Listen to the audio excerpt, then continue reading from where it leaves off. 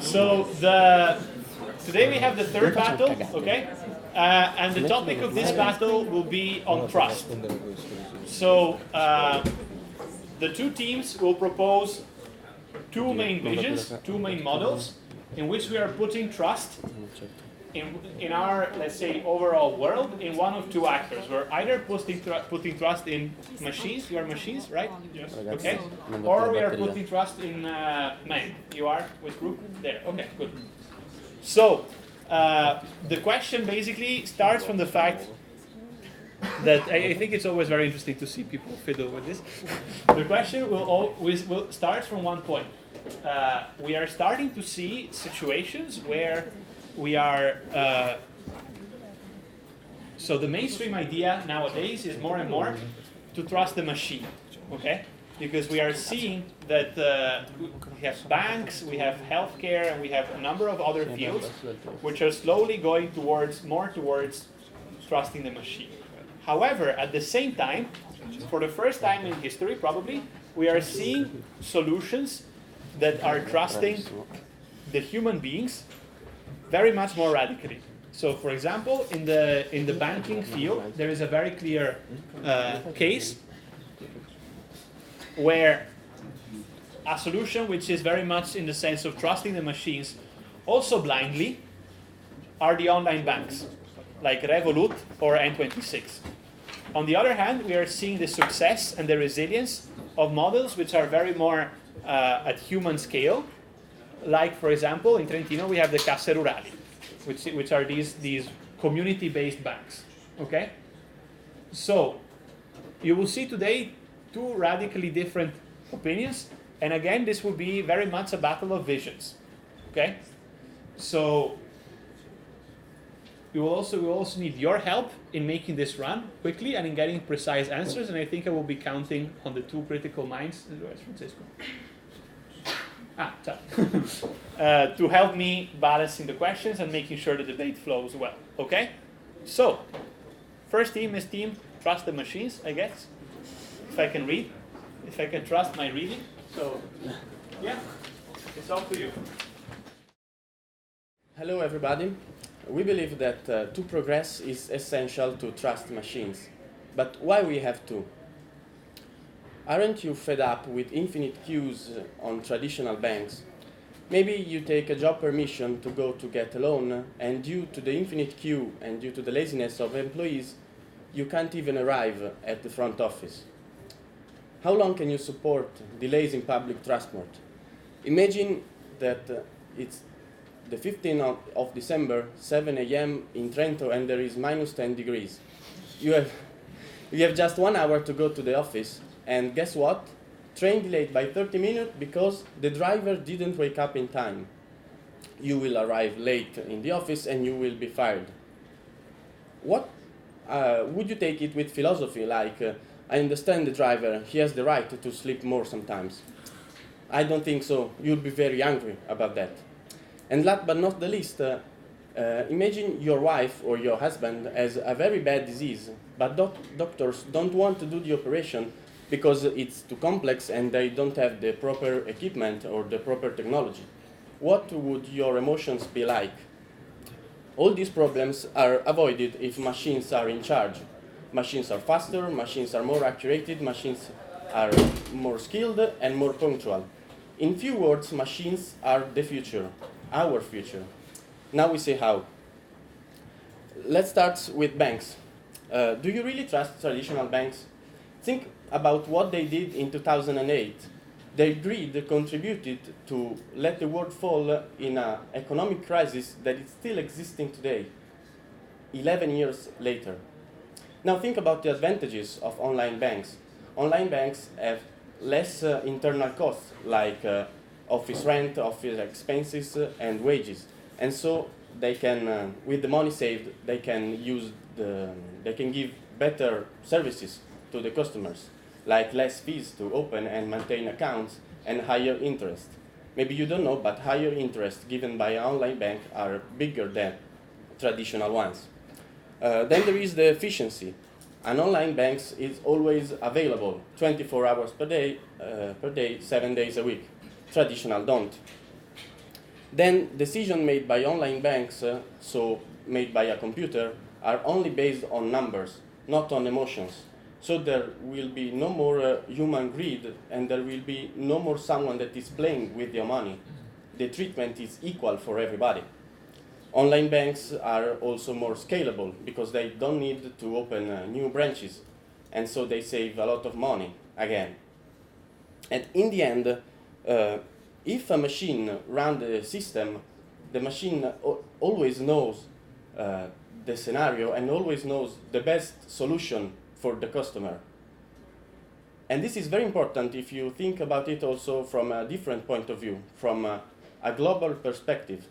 If machines run the global market, they will find quickly if something is going wrong, and with their artificial intelligence, they can quickly find the mistake and prevent the world from crisis and recessions. Okay, so let's now focus on the second topic, that is the medical aspect. There's a Latin motto says errare humanum est, perseverare autem diabolicum. So for those who don't know, the meaning is that making error is part of the human existence, but keep doing the same error is wrong. So how many times a doctor makes a mistake, or how much practice does it take to become experienced for a doctor? So with machine or with technology, it's possible to teach a machine whole human knowledge, and so in order to be able to do surgeries and other things with more accuracy, and also to learn by mistakes. Machine's accuracy is more precise, is better than the human one, because the machine don't feel sick, they don't feel the pressure, and so they are always performing at the 100%. And also their precision in surgeries is incomparable with the human one, and also their speed. In fact, a machine can handle operation of 2 hours in 10 minutes. And so this is important because we can save more lives, and also there is a less damage for the patient in cutting it for minutes instead of hours. And an important aspect is also the diagnosis, because with all data collected through the years, machines are able to perform a more accurate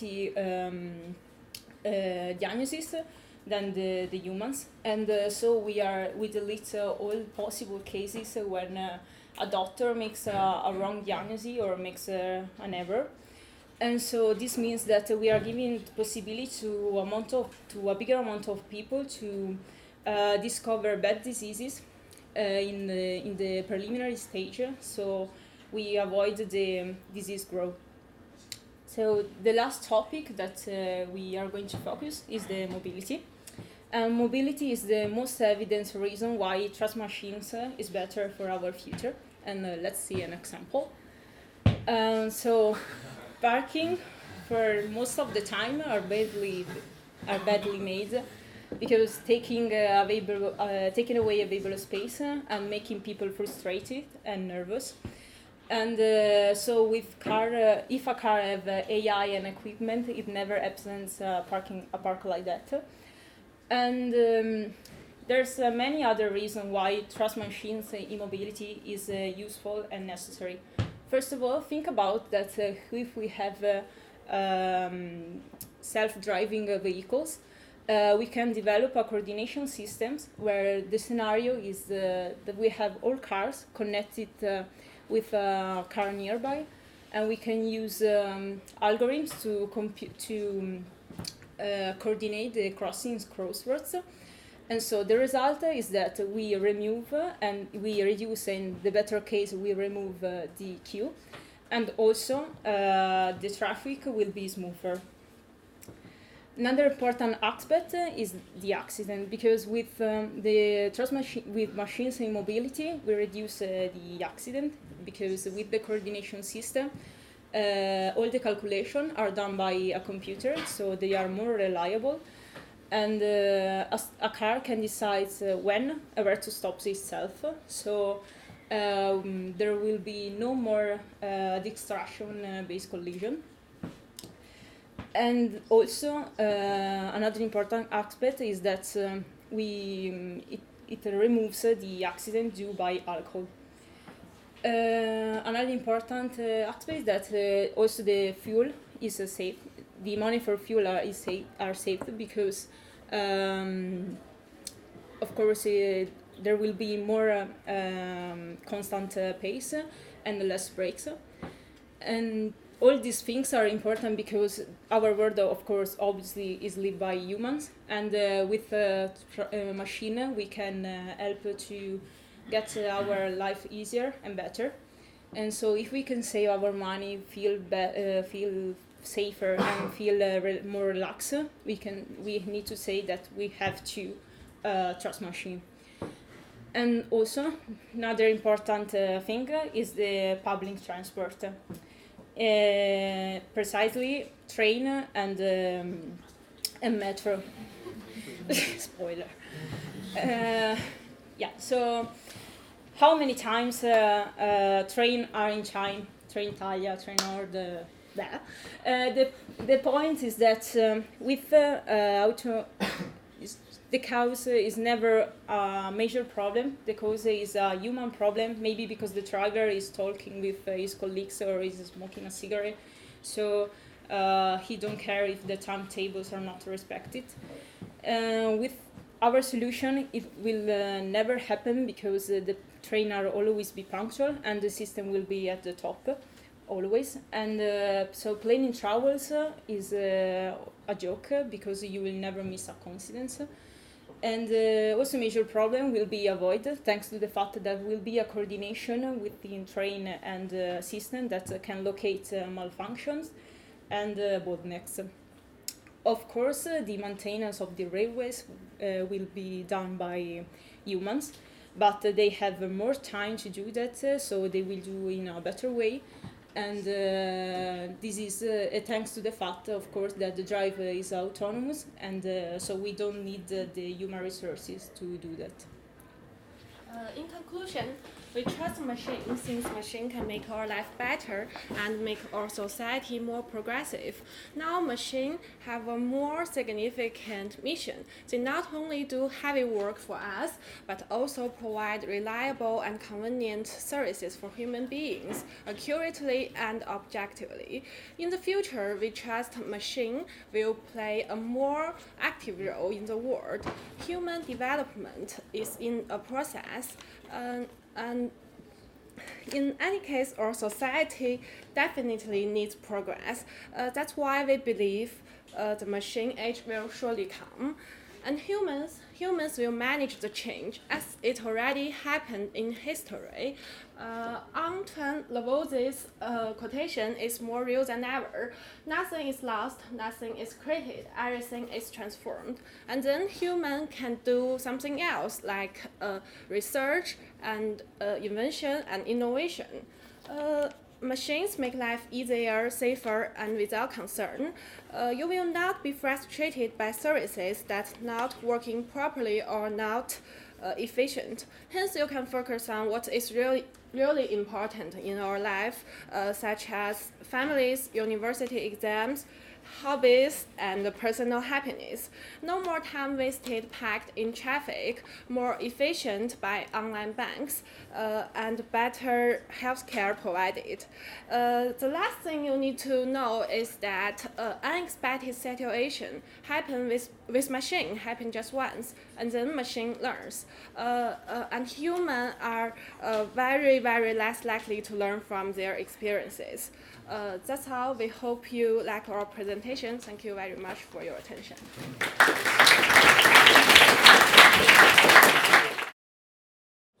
Welcome guys, we are Team Go Humans, and today we will present why we want to trust humans in a world dominated by machines. Let me first ask you, all of you, a simple question. Who would you trust between this warm and welcoming Aladdin or this evil and threatening robot? Who would you choose? It's up to you. I mean, you choose. Shut up. So, we acknowledge the precision and the accuracy of machine in doing specific tasks, but still we decided to choose to trust human. And now we will explain why. So, let us illustrate an example.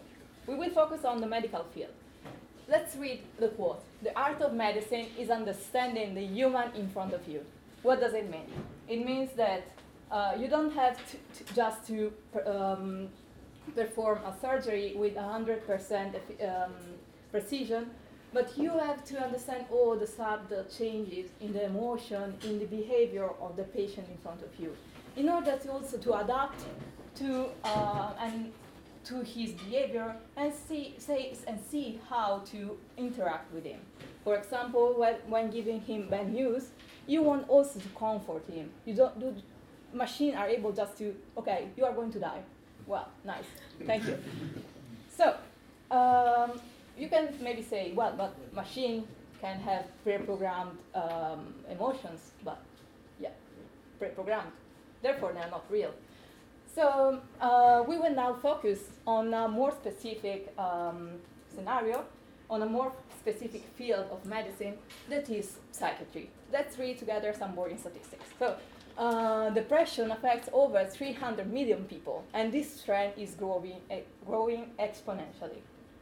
So there is an alarm, but in this particular field, we think that machines cannot replace human, because psychiatry is all about creating a bond with a person, feeling emotionally involved in the problem and trying to help him. So now, let's see an example. Okay. Yeah. So those are bots which are already existing, which try to help and with the healing process from mental disease illness. Basically, the machine is asking some questions and trying to understand what's the problem and which is the best way to help the person. Yeah. Well, I'm not supporting the machine, of course, even showing this, because do you feel any emotions going through this? Do you feel it? I mean, they're just questions, and here we want to be Batman. Do you think this is believable? No. So, basically, this is what the future where machine will replace humans looks like, and do you feel comfortable with it? Now, let us illustrate some key points that we will focus on when saying why trusting human is what we choose. Some, for example, ethics, empathy, or innovation. And now Paolo will explain them one by one, and then see you later. Okay, so the first one is empathy. Empathy can be defined as the capacity to understand the human in front of you, or what that person is feeling by putting yourself in his shoes. This is especially important in medicine, because doctors and nurses have not only to analyze data and find out what illness a patient has, but also to understand what he is feeling in that moment and base their prediction and diagnosis on that. This importance can be seen in the example we provided earlier about psychiatric treatment. In psychiatry, usually the doctor hears about the patient's problems, but he not just listens to him, but he is indirectly establishes a bond with him, tries to understand what is really going on, to go deeper into his mind. We can say that he mixes the rational side of therapy with the emotional one in order to better understand his feelings and his symptoms. Another important example would be the moment a doctor has to break down devastating news to a patient. This requires some kind of delicacy, because you don't know, if you can't understand what the person is feeling, you don't know how he would react or how he would take that. So doctors have to understand what is going on and to understand his emotions in order to lower the blow he will receive from that diagnosis. Another important fact is innovation. Since the beginning of existence, humans have continued to evolve and build amazing civilizations. This has come from their amazing ability to innovate, and their ability to innovate is based on two characteristics that humans have: their creativity and imaginations. we can say that we have become masters in thinking outside the box. And in the field of medicine, this can be seen in the fact that we are always finding new cures and doing new research to better our life. I mean, an important example of this is a machine. An important example of this, why a machine can do innovation, is because it is capable of only inductive thinking, taking data as input and giving out the results. Humans have the capacity to think outside the box. In medicine, they have always found new cures. And an example of this is vaccines. I mean, who else, except someone who thinks outside the box, would think it is a good idea to use viruses and bacteria to fight viruses and bacteria? Only someone who has the capacity for imagination and has backed that imagination by constant research. The other important part is ethics. This has a very high importance in medicine, as this is the field in which the ethical requirements for doctors are very strict. Medical ethics are based on a set of values that professionals can refer to in case of doubts or confusions. These values include the respect for autonomy of the patient, of justice and fair treatment, and benevolence. These values are upheld by doctors by something that is called the Hippocratic Oath. But what happens when a machine replaces a doctor? It is known that the machines may be subject to biases in their algorithms. And if a certain kind of population is underrepresented by this data, the machine would have biases towards them, and they risk not getting fair treatment. And this goes against the code of conduct upheld in medicine. The last part, one of the last parts is accountability. Errors are very prominent in human life. Like the previous group said, to err is human. Whenever a doctor misdiagnoses a patient, he or she has to respond for that misdiagnosis and provide all the evidence that led to that. With machines can be seen as a kind of black box. They take inputs and they give out outputs. You can't see their reasoning or their thinking. So what happens when an error is made? Because something will eventually go wrong. Because it is 100% certain in our lives something will go wrong. Who responds for that? The developer who made the machine itself, or the hospital? The last part is based on security and privacy. As we know, machines need data in order to give out prediction and to get better at doing their jobs. But where do this data come from? They need to analyze the medical history of a patient and use that data to specifically diagnose him. But what if the patient isn't okay with that? What happens then? I mean, also the companies that build these machines are known to be curious about our data, and they can also use them to sell in order to make targetized advertisement, or to use them for targetized publicity and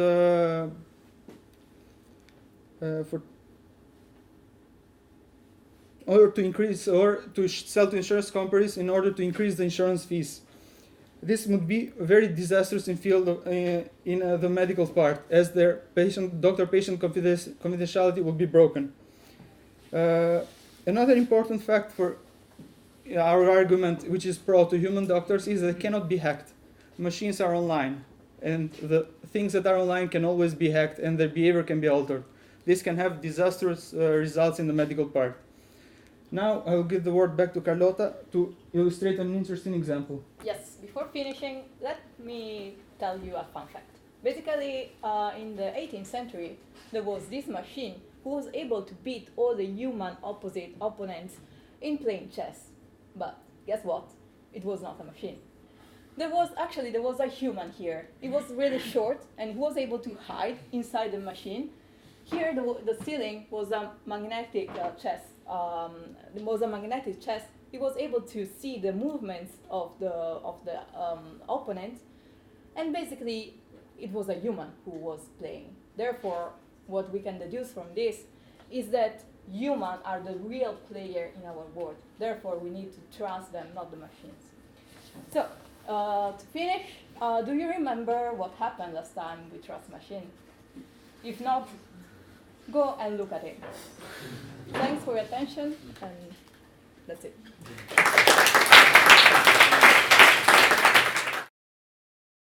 I think you have seen some of the key points in the that are part of this battle.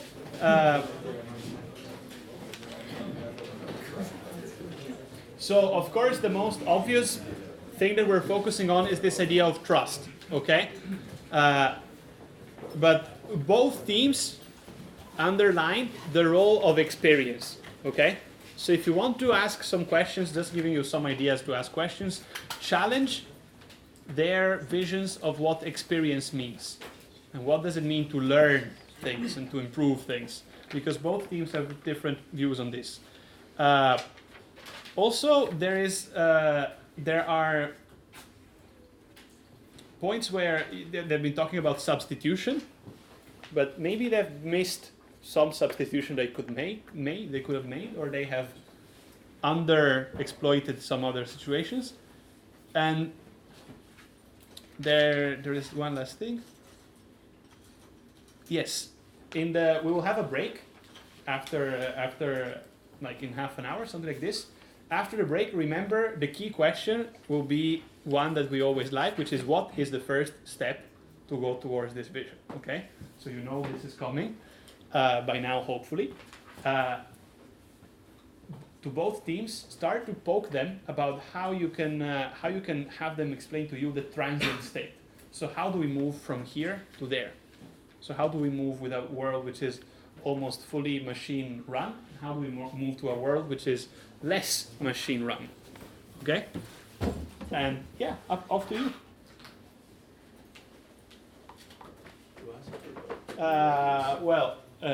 Let's see. Audience, do you have questions? Do you have questions? You do? Okay, good. So let's start from them and then we go from the audience. You said that the pressure is increasing in these years. Am I right? Yes. Yeah. So the human approach doesn't seem to work. Or is the machine that is causing depression, maybe? Because Which machine now? Because humans We are are talking less about and the less in future. contact because of machines. We don't have direct contact with one another. We are That talking is about also one the of- machines that cure you, that do surgery on you.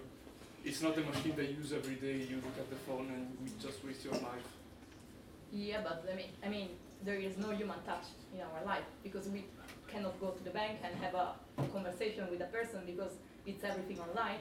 We cannot go to the doctor and trying to get comforted by him because it's a machine that tells us the diagnosis. Today is not like that. Yeah, but you are in your world. It was your it's point like that. in the presentation. With the pressure increasing.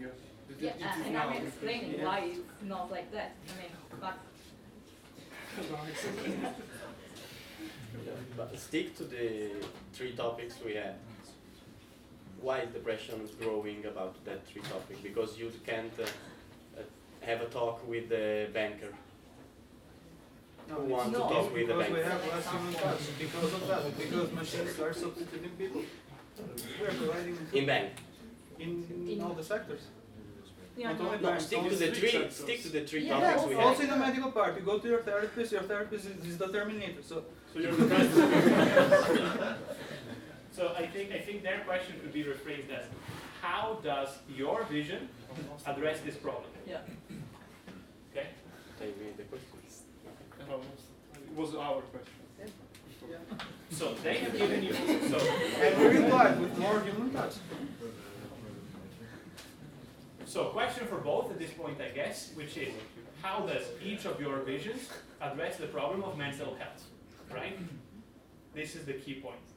So what is your answer, I think, was also in the presentation, right? Yeah, to increase the human touch. Which there is a human touch, a human therapy, and there's this idea of the therapist that can empathize. So what is your solution? Well, human touch is useless if you don't really want to exit out of depression. So maybe it could help, or maybe it could not help. It's not. It's scientifically proven that it helps. Human touch helps with depression. Yeah, but not just a doctor, also other people that is in your life. Yeah, but the main thing is that you have to go to the doctor in order for him to give you points and understand what you're really feeling, and then you can improve from that.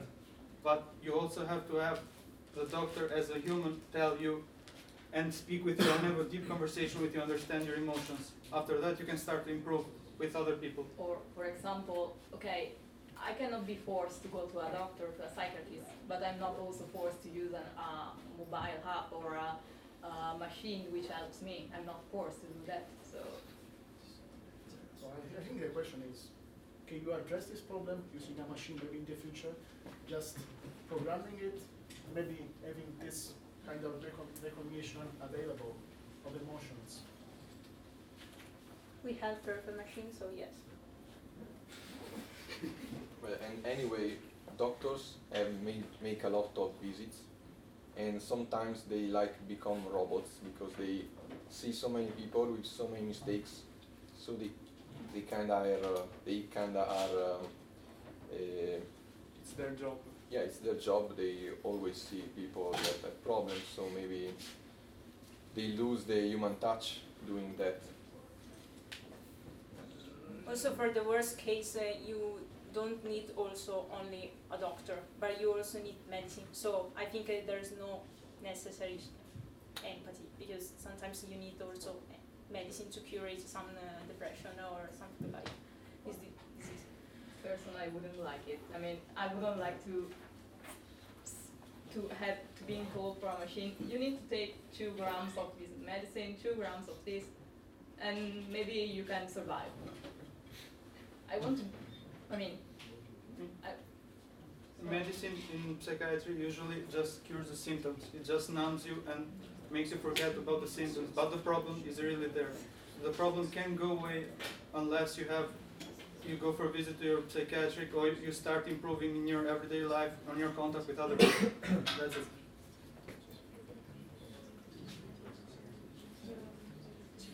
Okay, other questions from the teams or other follow-ups? Okay. Otherwise, I think we can move from the audience. Yeah, please. You said machines can be hacked, but analogous to that, doctors and other people can be bribed. How do you deal with this? Okay, so I think the question, I will move it one step further, which is how do you make sure that your vision is not just a step back? Okay? If you go back to the privacy and transparency situation, so I think his question could be, how do you make sure that your vision of trusting the man has learned something from the current evolutions rather than just simply going back to having bribes go under the table? So how do you solve this problem of human trust? Well, let's say that first of all, yeah, of course, man also can be corrupted, but machines are, if they want to build a scenario where machines are completely autonomous, machines are more decentralized.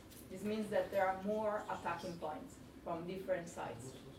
Therefore, it is riskier. I mean, you can corrupt one man, but you can also hack an entire network. And probably, I mean, we think that machines are like human with superpower. If a mistake made by a man is 10 times worse when it's caused by machines, because it's everything is amplified. Yeah. And Also, the problem about bribing doctors can be, I mean, not completely solved, but solved in a way with higher bank account controls of the doctors. They must be under more scrutiny economically, I mean. Follow up? That doesn't really answer the question. I mean, you are not talking about how to better your vision. You were just saying that it would be worse to have the other version. Well, we believe that in the before someone will bribe the doctor is because we only have humans. But we believe in our vision, we are not denying the function of machines. We can use the assistance of machine. But we believe that we should be the final decider. So we can use machine to help us to prevent doctors being bribed or whatever. We can help use machines or algorithms or computer or whatever to prevent this. But also, humans should be the final decision maker. That's our point and that's our vision. And it's a human who uses machine only as a tool. They are not autonomous. I mean, we need to trust the human who is using the machines. Okay. Are you satisfied with the answer? Yeah. Okay, Can we thank reply you. something? To Yes, the, reaction, yeah. You said that also a system can be hacked, but to hack a system you need the knowledge, time and money. To corrupt a man you just need money. It's easier to corrupt a man. To corrupt a man with the help of machine needs more money and time and knowledge. If I have to corrupt a man, I go to the man and give them Yeah, that's in him the money time and before. But in our vision, we are man with the help of machine. So it becomes Yeah, so you more use a difficult. reconciliation, and we are not talking about reconciliation with the human and Okay, machine because so obviously I think their point is a bit different. I agree with the fact that reconciliation is for a knowledge set, right? It's for the final report. But I think what they're saying is different. What they're saying is, in the moment in which a man uses the trust and the decision making stays in the man, okay? The machine is the tool the man uses to inform his decision making, okay?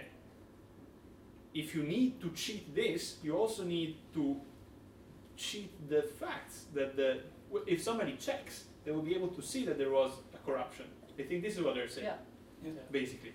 Yes. Right? Okay.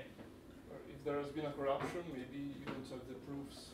Maybe someone deleted them. If a machine is doing the job, you have all recorded into a log. The same as in an accident with a self-driving car, maybe something happened.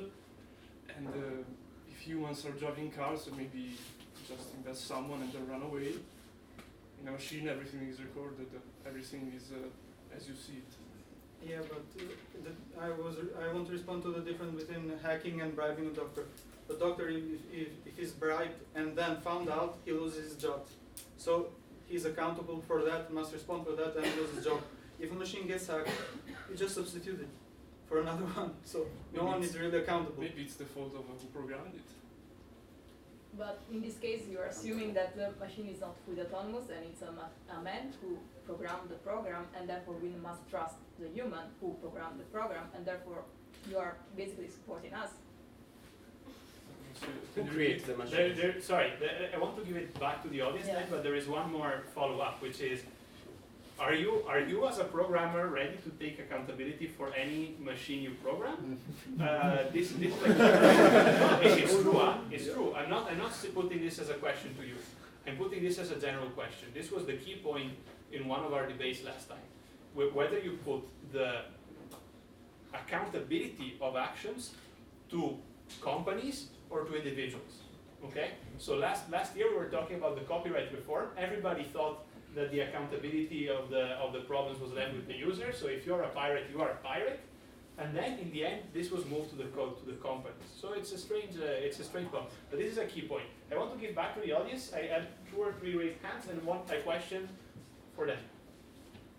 Yes. I have a question for the robot team. Yeah. If you want to fully replace humans with robots, at least in medical sector and other sectors, you need lots of resources, natural resources like steel and other resources.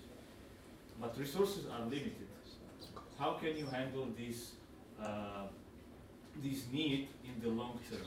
Okay, so this was not part of our discussion in the preparation, but I would maybe you can rephrase this question, which is it's more about the how do we get there. Okay, so we'll say maybe hold this question and you have the first word as soon as we re-enter, and you ask a question that goes into this direction. Okay, because otherwise it's unfair because they have to spend the resources they don't have and it's too unfair. Okay. Okay, do we have more questions? Yes. Mine was related to what is for the machine side. I was also looking at the autonomous, the banking, the medicine, when errors are made. I am a programmer.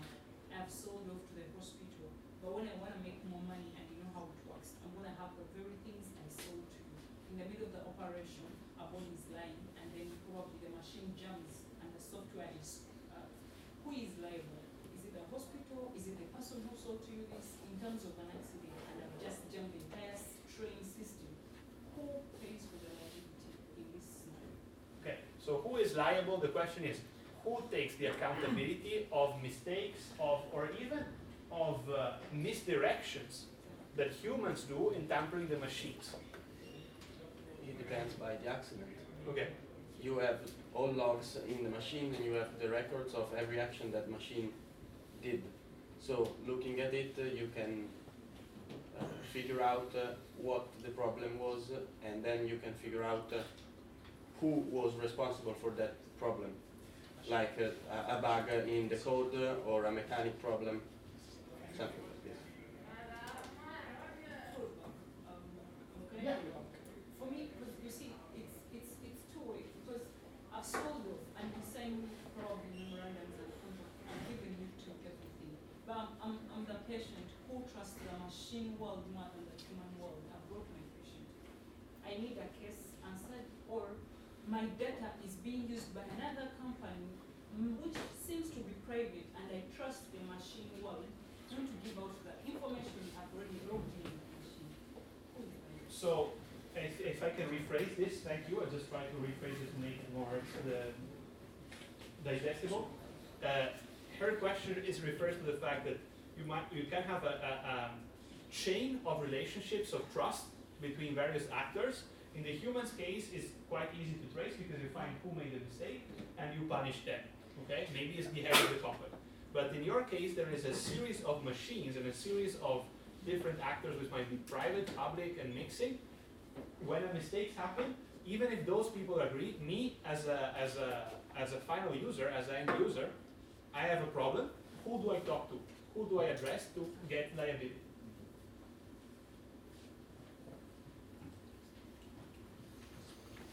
And then there was silence. Okay, take some time to prepare an answer. Maybe in the meantime we can get a question for trusting the man, and then they will answer first, and then they will answer. Or if you are ready right away, you can.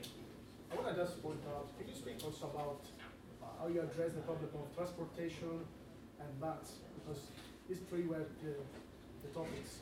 Yeah. So just to understand how you address it, how you think is the human connection, the human touch is improving.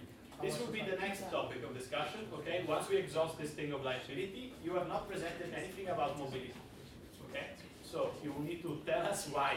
You never say also banks. Sorry? Also banks. Also banks, yeah. Okay. So what? No. Well, first let's see if they have an answer. Then you are on this next topic or on the previous one, on the liability step? New topics. Okay, good. So let's finish the liability and then we move on to the next one. About liability or medical stuff. But okay, so let's see. Did you trust the machine? Do you have an answer? See.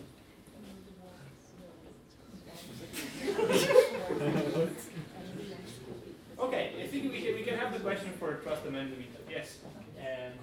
You said that empathy is a really important thing, but I think that it's more important to be cured quickly and precisely more than having a doctor that has empathy.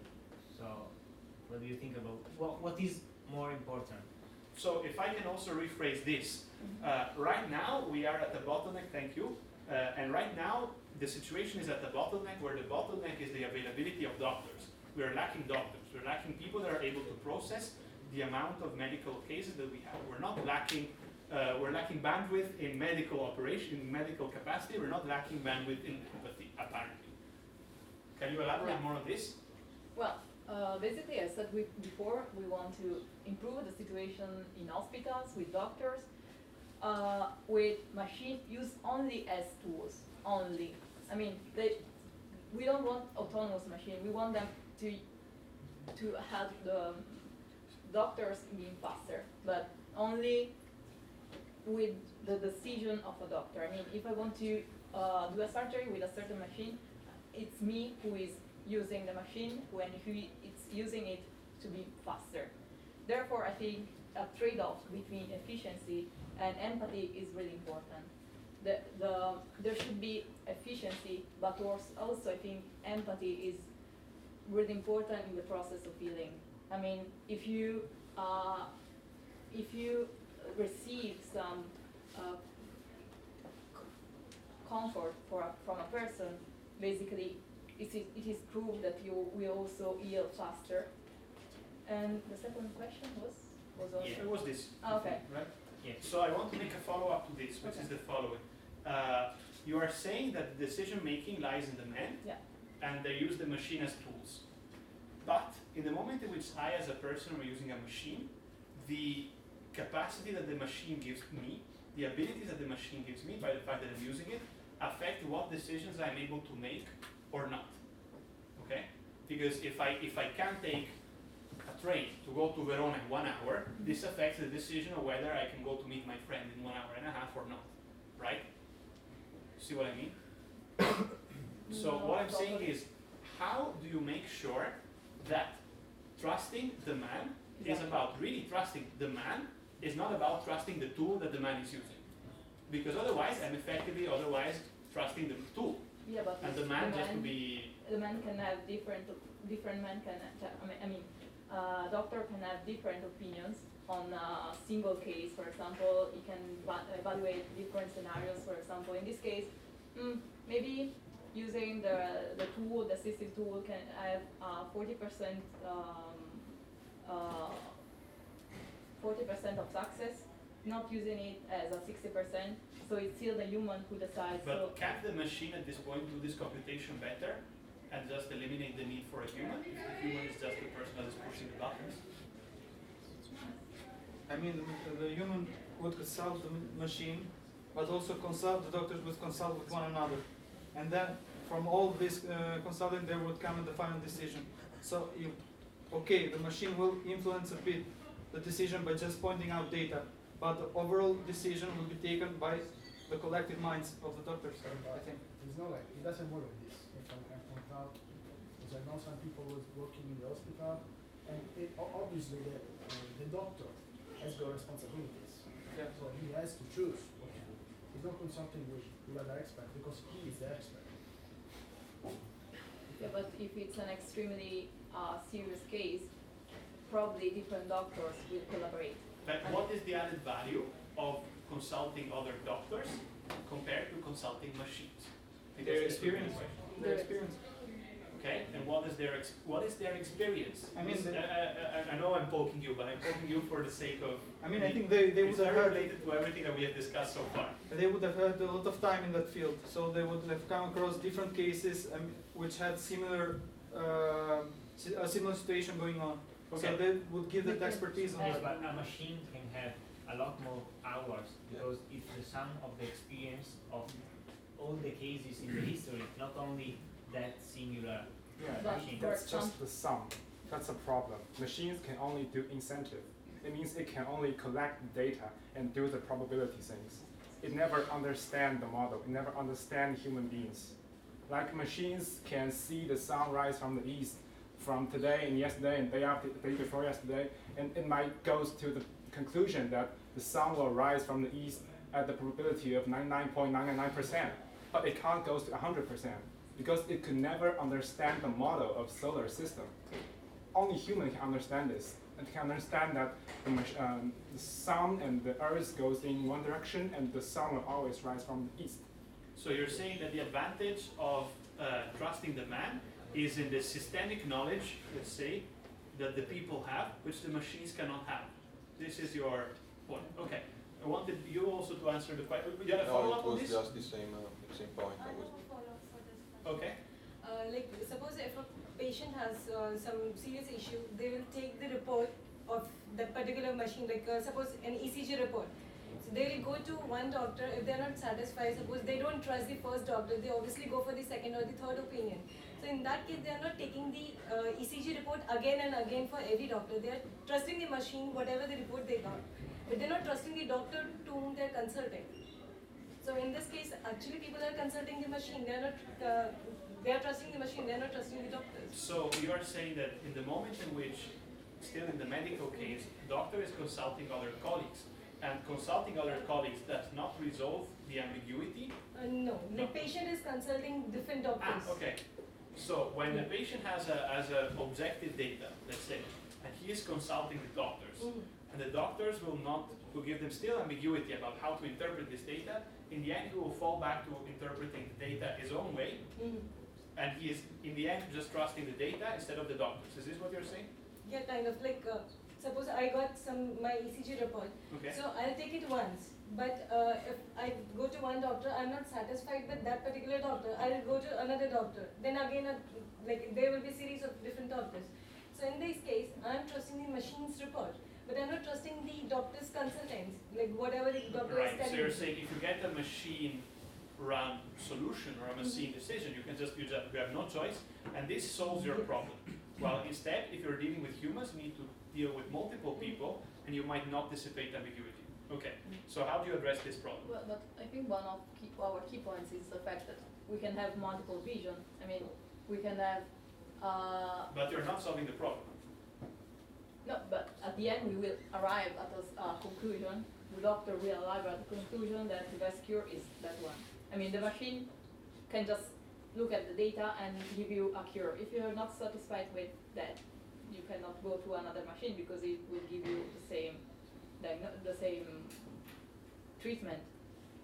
I mean, if machines are based on the same data, they will always interpret the reports equally. Also, if you would trust the machine, you wouldn't go to the different doctors. You would just get the result and interpret it yourself the first time, I think. This is what she's saying. She's saying, if I get the report from the machine, I have no choice. This is what I can. I can either follow the advice and be sure that with some probability or with the best guess with the data that we have, I will be cured. And I can choose to follow this or to not follow this and take the consequences for myself. In your case, you have plurality of opinion, and myself as a final end user, let's say, I am paralyzed with a plurality of opinion that I cannot make sense of, and nobody is helping me make sense of. No, but it's Is not this what you're saying? in the hands of the patient to gather all the opinions together. I mean, it's up to the doctors to arrive to a final decision. I mean, the power is in the hands of the doctor. I mean, we will never tell the patient to choose. We can choose it in some special cases where there are different ways of therapies. But if the solution is one, but different doctor may have different opinion on how to achieve that specific treatment, it's up to the doctor to decide, to gather together and decide which is the best. Okay. Follow up from them? The situation in which many doctors agree on something is a very specific case. The usual thing is that the doctor decides and you accept it or not.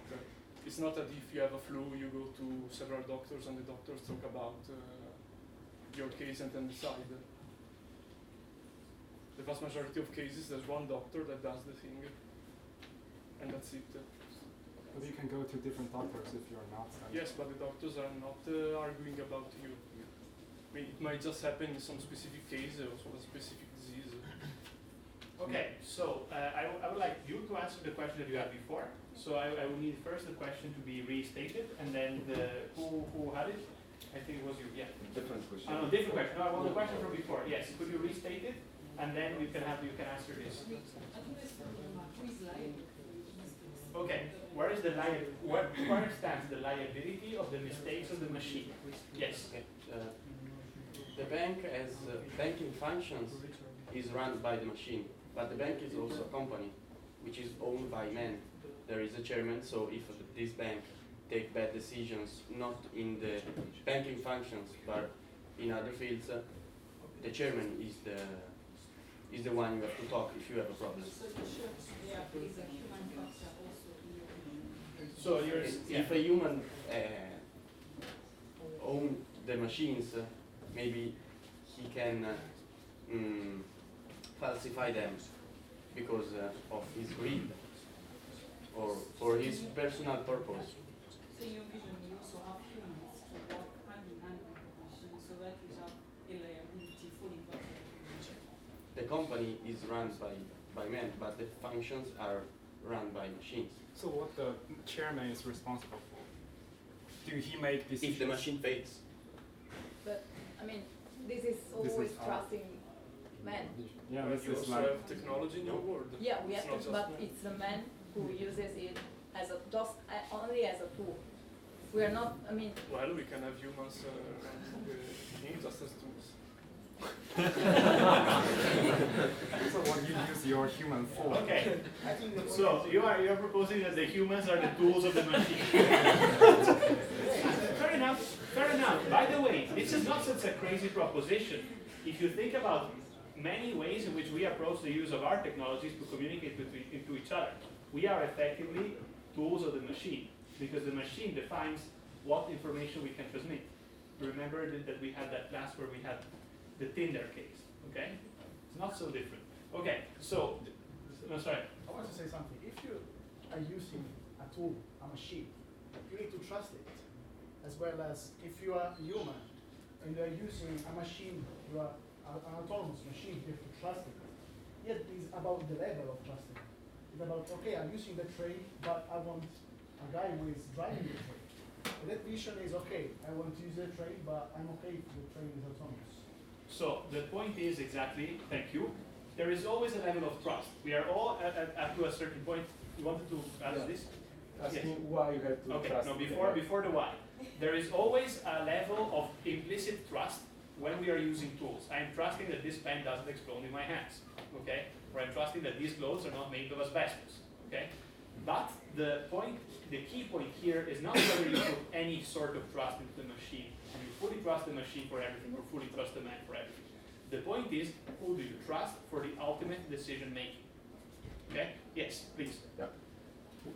I can ask them because the group. Why do you have trust machines? I mean, if a machine tells you something, it's because someone programmed it and has a theoretical knowledge of the topic. For example, finance, for example, medicine, let's say. But in the why that lies the ultimate decision. So humans are the only one that control a machine and know how machines are made, and they're only a product of humans. So why do you think that machines are the ones who actually have to be trusted if humans make them? Because humans are the product of their lives. Machines are the product of their best efforts, of their united work to make the best software available that can give you the best service available. A best service for whom? Well, it's the best service because someone decided what is the best service. Because the people decided it was the best. Yeah. So we trust that humans know what is best for humans. Yeah, not but we're machines. not talking about in a world where the machine. We are not talking about Terminator, where a robot going tomorrow and say, "Oh, you are under control." We are just talking about, as Lorenzo said, in making decisions in an autonomous way. So this is the point. And also to think about the financial situation. A bank, you can, if you want to do an investment, you just say to the machine what do you want from the investment, and the machine can calculate in a small time the best choice for you, the best investment to do. So the machines came up from nothing and said that this is the best choice? No, of course not. The machines is programmed with all collected data from the past, and also from with an artificial intelligence that can make revisions, make decisions, and then after the computation of all this stuff, they can say you that the best option for your investment is Apple, I don't know, something like this. Okay, thank you. I will have two more questions, then we go for the break. I have a question there, and I had one here that I saw. Did I have more? There was one in the front. Okay, so let's have these three quickly, and let's see if you can answer quickly. If you cannot, we go after the break. Let's start from you. So, for example, for developing the system, will you use the humans' experience and their knowledge? Sorry, Developing the first. Yeah, More. while developing the system, will you use the collected data, which is from the different systems, or will you need the experience of other humans?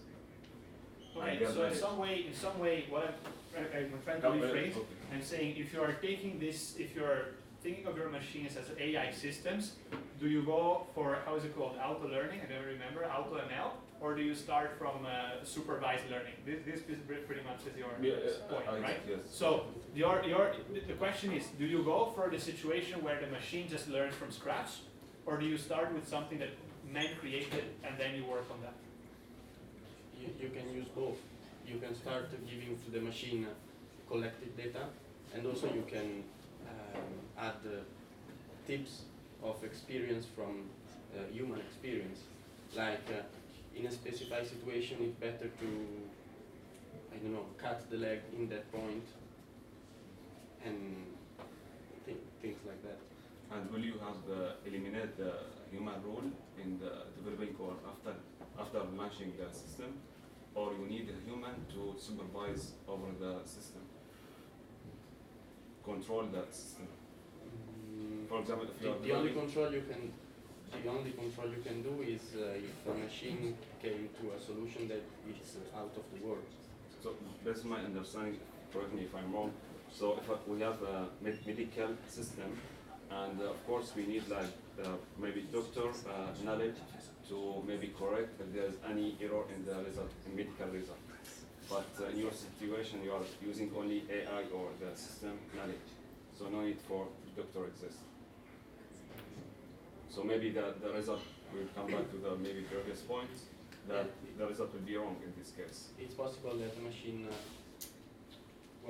can make a wrong discover or a wrong decisional process, like humans. If you look for a theory, but it is easy that you fail. I mean, at least at the first time you try. So it's possible to have a supervising role for of the man. Okay, I think they want the in the reaction. beginning.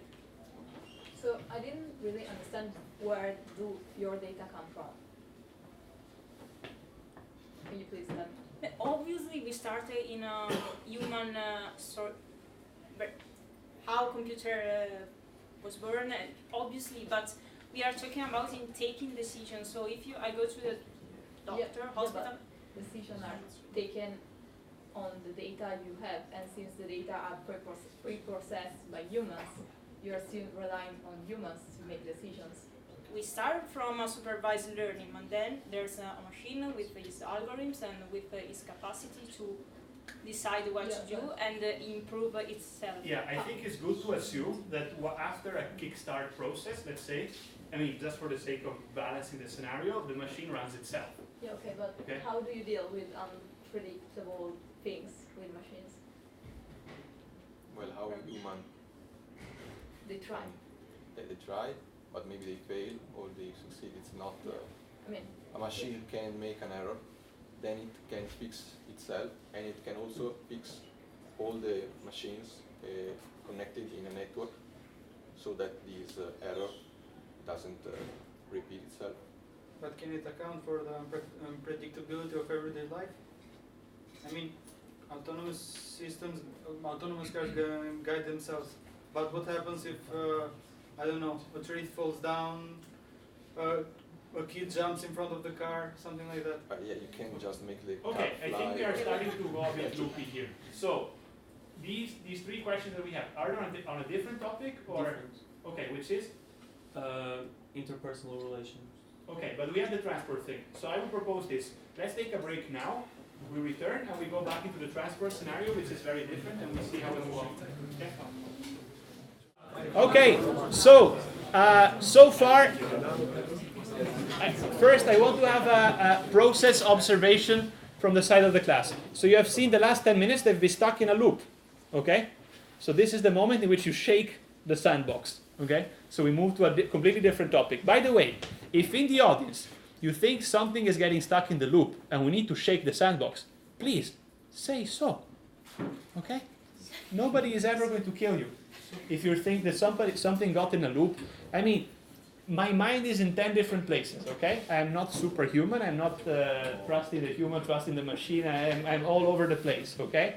So, if you see that there is a stuck situation, feel free to use your hands to unstuck it, okay? So, I think we now should start move on to the topic of transportation, okay? So, Agatino, Francisco, do you have some points to start this, or should I start with a nasty question? I would like to ask, like, in a world full of machines, like in the hospital, in banks. But let's go to transportation. Okay. This because this is No, very okay. difficult. Okay, so this is for later. Yeah. Okay.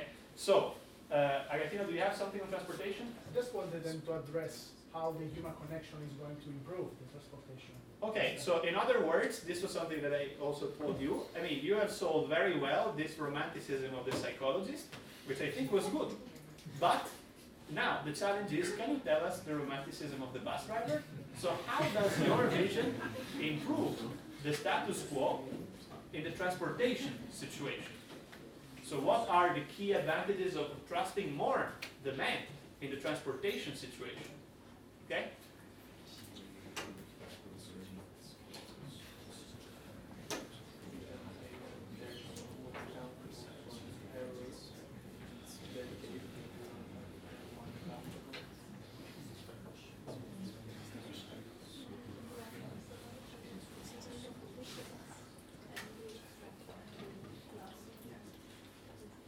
Okay, so we have a simple example. Most of you take the 5 bus every morning, isn't it? Okay. But also, all of us love to sleep, right? Almost all of us. And it is probable that every time we arrive at the station, we arrive and we see the bus which is just leaving. What if we knock at the door and the bus driver just stops for us and it's really warm and we can jump here and arrive at time for a lesson or for an exam? Isn't this good? I mean, with machine we can. Okay, and let me try to give another point. Okay, this was something that we were preparing on the battle of in the other class. Okay, which is this, and it will be up to you to sell these two visions very firmly. Okay, these two views, as much as the two views that we had in the previous battle, tell us two different approaches with respect to how we fix problems. One solution fixes problems proactively, okay? One solution fixes problems reactively, okay? So I think they made a case, a very well done case, on how their view fixes many problems that we have in transportations proactively, okay? The question to you is, are there situations, or can you justify the fact that you stay in a reactive case or not? Was this clear in how I didn't understand what you mean by reactive. Sorry? I didn't understand what you mean about reactive. Because there, in the man-made scenario, in the man-driven, in the man-trusting scenario, it's clear that the human cannot make full predictions, okay? But it's clear that the humans can adapt better to unforeseen circumstances. So that it is a system which is more reactive. Because once something breaks, they can more generally address it, okay? While their system prevents something from breaking to begin with. So I'm asking them if they think they have a view in which they can show that trusting more the man creates an improvement, okay? Yeah, I also have a question for them related to this, because like in our case, okay, we know that there are not a lot, but quite few accidents on the railways. For example, if a tree falls down on the rails of the train, and so on. So those are unpredicted scenarios. We cannot foresee that a train will fall there. So the humans will react to this, and they will, try to have substitute buses or something like that to make the circulation possible. how do you deal with unpredictable things like tree falling on the rails? I mean, there is a need for a human which tells the machine, oh, here you cannot do this because there is a tree. You can prevent that the tree falls in the railways, but there is already a system called CBCT, if I am not wrong, that with signals finds if something is on railways, if there is an object on railways that avoid the circulation. And then to fix the problem, you can send a team made or by humans or a machine that goes on railways, go where there is the tree, cut the tree, free the railway, and then let the circulation restart. There is already a detection system to do that. We want to talk about the more general situation, like humans have flexibility while machines don't. So that's why we believe that an operation, a public transportation system operated by human is more robust and flexible than the system run by machine. Did you ever take a train in Italy? But not just trains. Trust me, it's not robust. And it's a shame. And machines have sensors, and as we described in our presentation, there is a system of coordination between vehicles. It's not human's fault. I mean, it's not only human's fault. I mean, there can be technical problems. And technical problems are often organizational problems. Okay, I think that this is not very convincing. Yes, question? So what is the priority in the machines? To actually do the job that they're meant to, or to use their sensors in case something goes wrong? That's the job. What you're selling is that the bus will always be on time because that's what the machine does. What if there are so many people? How are you going to stop that? Okay, I think this is a very good question. I will try to rephrase it. So what I'm saying, what she is asking is, in the moment in which you have a system which is programmed to work at a certain load, okay, and something breaks because of any problem, does the system prioritize fixing the mistake, or does it ignore and move on? Because this probably is the case, right? Because this probably is the case of the tree falling on the tracks. If the tree falls on the tracks in Val Sugana, I need to find somebody that takes the Corriera with, with this in a very slow and winding road that now needs to replace the train. Okay. So how do you? I mean, of course you can detect that there is a tree on the rails, but at some point you need to remove it. Okay. So what about this bus? Is this bus, which is probably already scheduled to do something else, is it doing its job or is it redirecting its effort? Yeah, because that is unpredictable. Yeah, this is unpredictable. Yeah. But it depends on the gravity of the accident. If it puts in danger the lives of the people on the bus, the first priority is to fix the problem. Otherwise, it depends on the situation. Sorry, I make a follow-up and then I give it to you.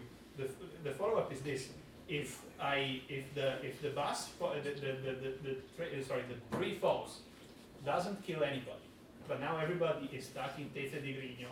Okay, this is probably the worst possible place. I mean, this is not very ideal in your system. How do you address this? To fix the problem takes, 4 hours.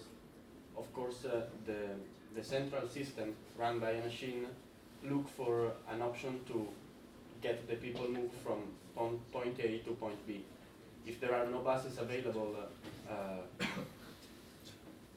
the machine can develop a program that maybe put down a line of buses and put the bus to fix the problem.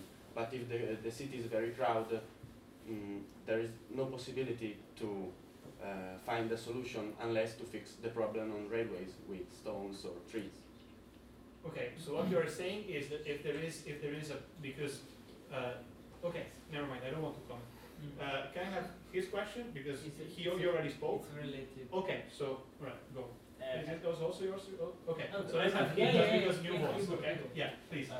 Do you agree that the reasoning you are doing now is is human reasoning, and if you teach the machine to do whatever your decision is, how to handle the tree which fell down, is a case you are teaching the machine the way you would like it to handle.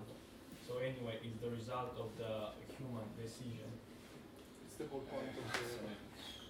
Yeah, but anyway, if because you have faced this case already, but if a machine can do nothing with a case which it has never seen before. Yeah, but it happens only one time. Instead of with humans, an error can happen more times because machine make mistake only one time because then he learn and he improve itself. Plus there aren't many unexpected cases in transportation. Maybe there's an obstacle, the vehicle stops. Okay, you can never know until it happens, and when it happens you really don't know what to do because it's new. Also, there are different means of transport. It's not just buses and trains, okay? Can I So, react to that quickly? yes, quickly, but go. Okay. And we have to end with a question. Neural networks, no, I want to. Okay. Neural networks can extrapolate to unknown situations already. Okay. So the point is irrelevant. I'm not too convinced by just this explanation. To me, this is a systemic problem, which is much larger. I don't think a neural network, however powerful, is able to extrapolate and do what?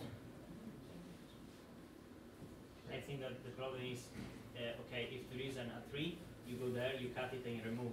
But what about there is an alien there? You cannot just go there, cut it and remove it. This is implausible, but I think the point is valid in saying that there are ordinary problems which I can reasonably assume the system will be flexible enough to adapt. Then there are problems which I still stand to be convinced that the system can adapt quickly enough. I think this is observational. The alien is just a metaphor of something that you didn't cause. Okay, I give you word in 1 second. I want them to react and then I give to you. Okay, have you ever listened to reinforcement learning and AlphaZero?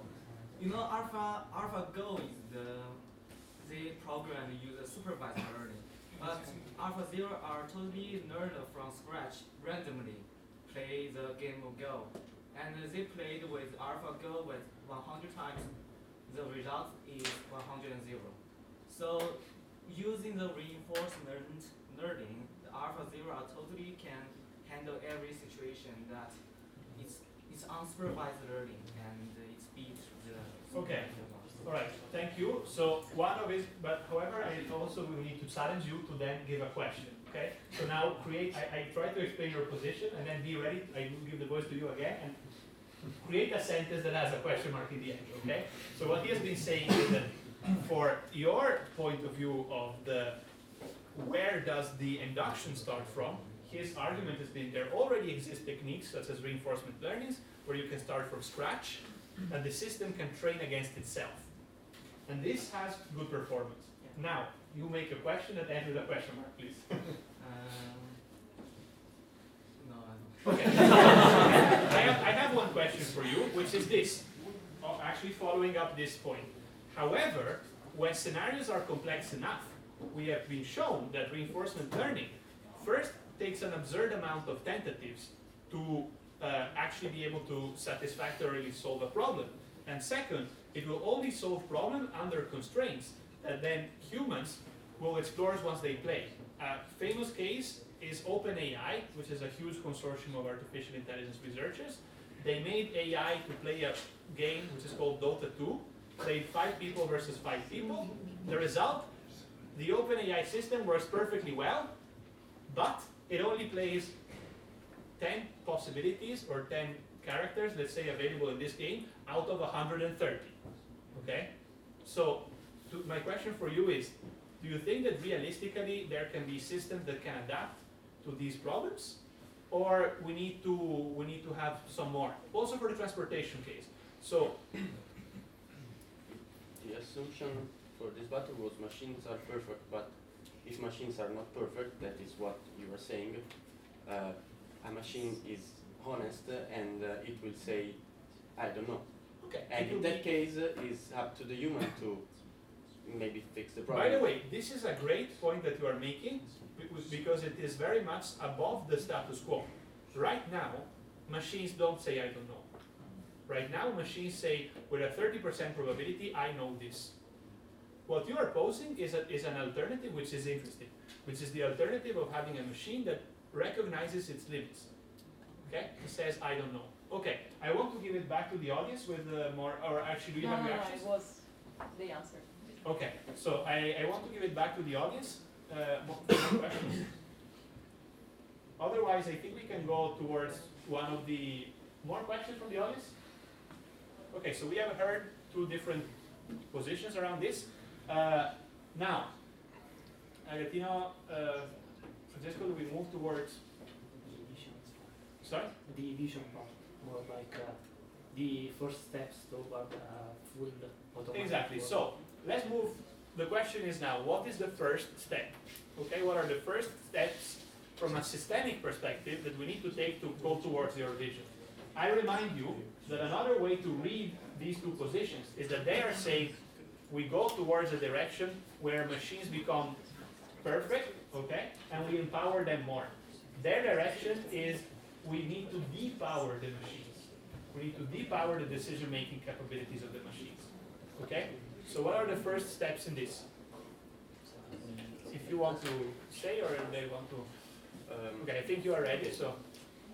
Nowadays, the transformation into a digital world in a world run by machines is already started.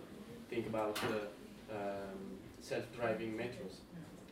And so the first step is to increase the quantity of things run by machines. I mean, we have metros, why we can't have trains? In the medical field, we can, for example, let the machine do a simple operation. A simple, I mean, a 10 minutes operation that a doctor can do with closed eyes. And with the doctor that supervise the machine. If the machine fails something, maybe his robotic arm is not perfect, he can fix the problem or stop the operation if the machine nowadays is killing the people. And the bank field is, you just have to look at N26 or Revolut or every bank that has an online banking in itself that is very more reliable. Yeah. Okay, so if I can synthesize, your first step is let's stick to the direction where we already are. And let's double down on this and bet more on the direction that we are having. Yeah, and also improve the researches also helped by artificial intelligence of machines. Okay. Okay, so we'll introduce our vision with an example in banks. In 2019, there was the Nobel Prize for Economy, which basically states we wanted to improve the life conditions in less developed countries and poor countries. Basically, to do so, he wanted to invest in humans and give loans to poor person, even if they couldn't afford to repay it at the moment.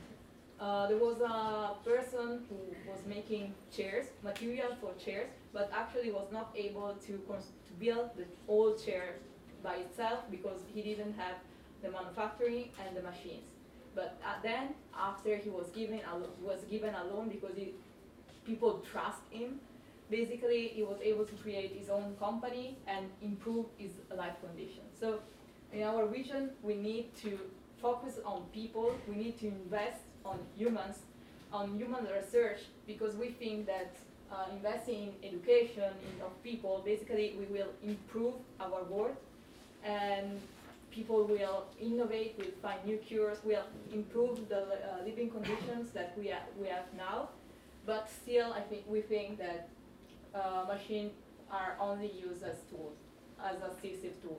Okay, so if I can summarize your vision is actually the path that we should take is to invest more into the human development of places which are not. So they're saying, let's keep investing where we are, let's stick to our guns and double down on AI. So full commitment towards AI. Yes. I have a question. You said that you need. No, sorry, I still have to summarize their point. So if you allow me first to finish summarizing their point, and then you go for question. Okay. So their question instead is we invest on the human side so that these people are more empowered to act, and they need to rely less on the machines, more and more. Okay, now go for the question. Okay, you say that you use machine as tools. Okay, so you are trusting this machine. Not because it's me using. I think we are going back to the chicken and egg. Yeah, but it's the key point because I don't say I don't. Because the point, it's too easy. Say, okay, now I want to operate this person with this perfect machine. I push some operation, and then the button. No. We don't push buttons. You use the capability and the precision. Yeah, but we are not in the prehistorical age. I mean, This is a reconciliation because it's obviously a doctor use a machine is better. Hold on. This is I want to underline this. You are right in the fact that there are two different levels. There is a level of the reconciliation happens in the trust of the decision making. Okay? So the key point here has always been the decision making of the man or of the machine. Okay? So what they are saying is that the decision making stays in the human. They are using the machine as the tool to execute the outcome of their decision making process. Okay? On your hand, you are saying, I'm trusting the decision making of the machine to know, for example, whether I need to do an operation or not, and how to do the operation. Okay? So the two positions are not incompatible. They're both fine, and they both show how each team sees this problem. Okay?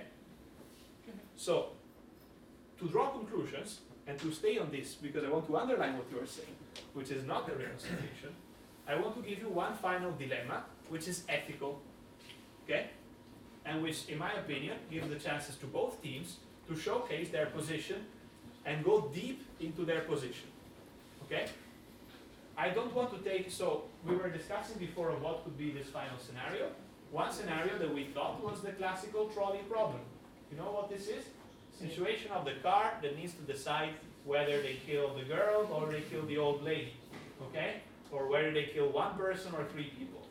You heard this thousands of times. The more the better. Sorry? The more the better. But the key point that you are seeing here is one thing. I want you to understand what could be the answers of the team. Okay? So this is a dilemma which has no correct answer, right? Just provides a trade-off. There is no way in which the team would be able to give a convincing answer.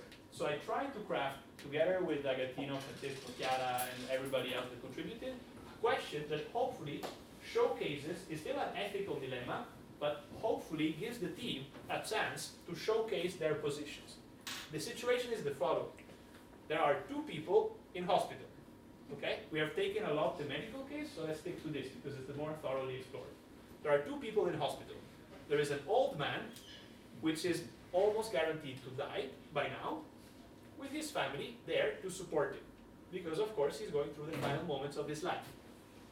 On the other hand, there is a younger person that is also in hospital and will not go away from the hospital, actually will be endangered in his life, unless he has a transplant of a vital organ of somebody that needs to be alive.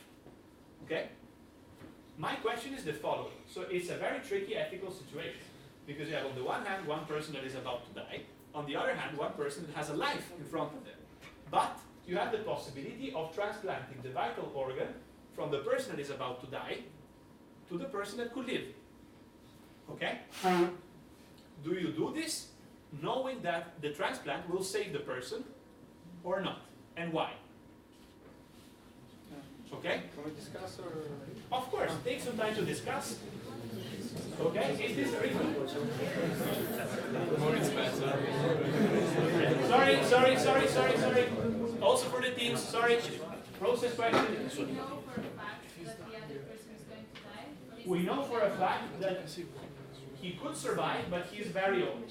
Okay, so he doesn't have too much time ahead of him. Yes.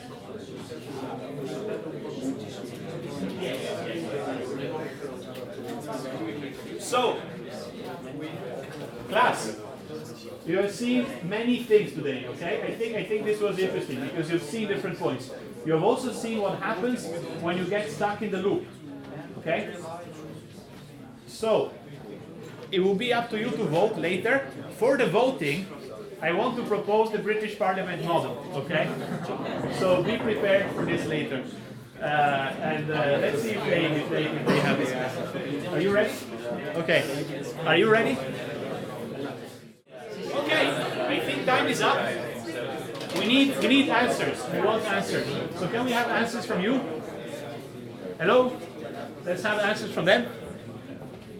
Yeah, so if this young, this old guy is dying, the machine will ask him if he can give the organ to the younger kid. Okay. Kids. And that's it, because the machine can't force someone and to kids organ without consent. It's something that has to be considered. Okay. Yeah. I cannot listen. Oh, so what he heard is that the machine will ask the dying person whether he gives his consent to do the transplant or not.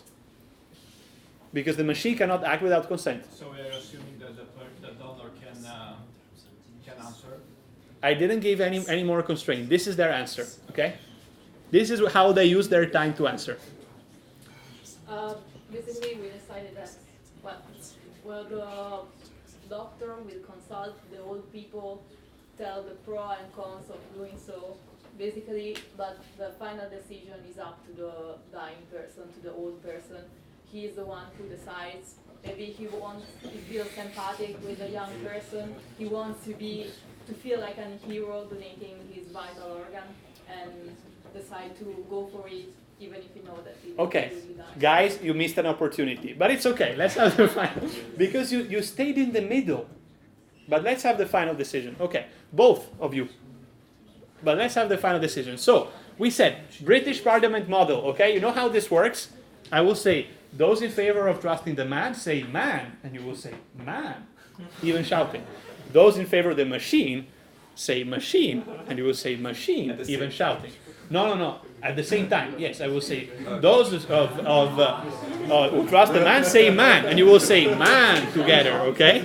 Those that trust the machine, say machine. You will say machine together. Okay? And you will measure out who was the last. Yes, I will measure. So sorry, just one thing.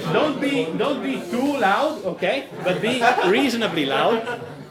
If I cannot hear the difference, I will ask for hands, okay? This will be hands. This will be hands. Shall we go directly for hands?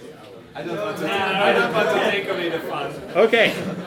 So, those in favor of man, say man. Man! Those in favor of the machine, say machine. Machine! Actually, I have an opinion, but alright. Hands up for man. Hands up for machine. I think the man has it. The man has it.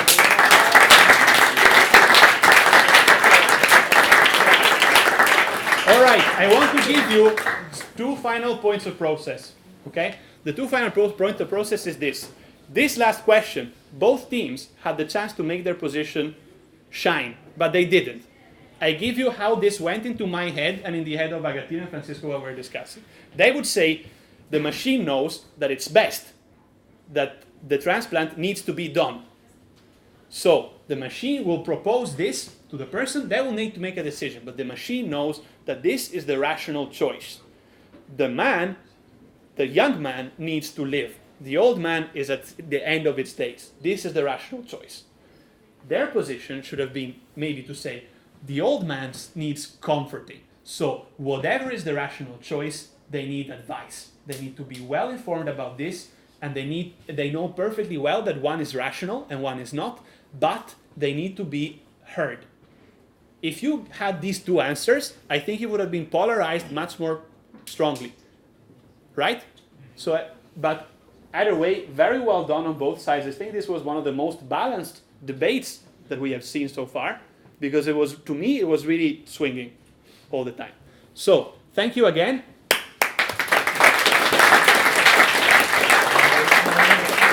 Last point of logistics, there is no class on Wednesday. I'll ask the housekeeper to post this. Battle preparation for battle number 5 is in room 216 now. Please clear the lobby, a new class needs to get in.